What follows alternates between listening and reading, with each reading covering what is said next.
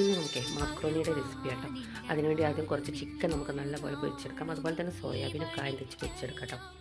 എരിവൊക്കെ നിങ്ങളുടെ പാകത്തിന് ചേർത്ത് കൊടുക്കണേ. പിന്നെ നമുക്ക് മാക്രോണി പുഴുങ്ങിയെടുക്കട്ടെ. പുഴുങ്ങുമ്പോൾ ഒരു നുള്ളുപ്പും പിന്നെ ഒരല്പം ഓയിൽ ഒഴിച്ച് കൊടുക്കണേ. പിന്നെ മാക്രോണിക്ക് ആവശ്യമുള്ള ഉള്ളി അരിഞ്ഞെടുക്കണം കേട്ടോ. കുറച്ച് മാക്രോണി ആണെങ്കിൽ ഒരു ഒന്നോ രണ്ടോ ഉള്ളി മതി കേട്ടോ. ഇവിടെ ഒരുപാട് മാക്രോണി ഉണ്ട് കേട്ടോ. ഇനി നല്ലപോലെ നമുക്ക് വഴറ്റിയെടുക്കണം കേട്ടോ.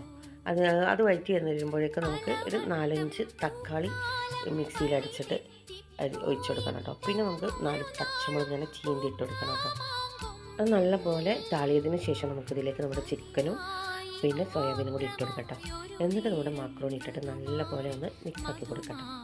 ഇനി നമുക്ക് കുറച്ച് വൈറ്റ് സോസ് വേണം കേട്ടോ. അതിന് വേണ്ടിയിട്ട് കുറച്ച് പാൽപ്പൊടിയും പിന്നെ കുറച്ച് കോൺഫ്ലവറും കൂടി നല്ലപോലെ കുറുക്കിയെടുക്കണം കേട്ടോ. ഗ്യാസ് മേലെ വെച്ചിട്ട് ലോ ഫ്ലെയിമിൽ കുറുക്കിയെടുത്താൽ മതി കേട്ടോ. എന്നിട്ട് കുറച്ച് ഒഴിച്ചിട്ട് ഇത് നല്ലപോലെ മിക്സാക്കി കൊടുക്കട്ടോ. ഉപ്പ്, വെളുത്തുള്ളി, ഇഞ്ചി ഒക്കെ പാകത്തിന് ചേർത്ത് കൊടുക്കണം കേട്ടോ. കറിവേപ്പില ഞാൻ എൻ്റെ അമ്മേൻ്റെ വീട്ടിലാണ്. അപ്പോൾ